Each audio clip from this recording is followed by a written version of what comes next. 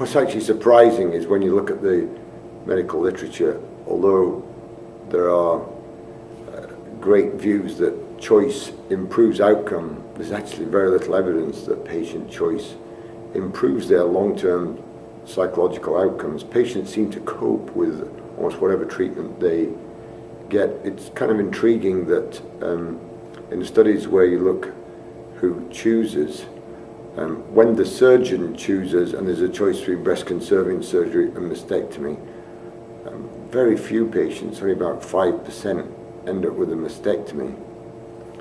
When there's a joint decision made, then there's probably about a 15 to 18% chance that that patient will end up with a mastectomy. When the patient chooses, there's a 30 or even 40% chance that that patient will get a mastectomy.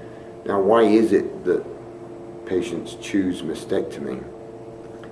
The biggest factor seems to be fear of recurrence, but actually recurrence rates are falling dramatically, and data I showed from Edinburgh demonstrate that your rates of local recurrence from breast-conserving surgery and mastectomy are really very little, if any, different. It's almost as a herd fear, and that's transmitted now to more women in the US having mastectomy at a time when in Europe the number of women having mastectomy are decreasing.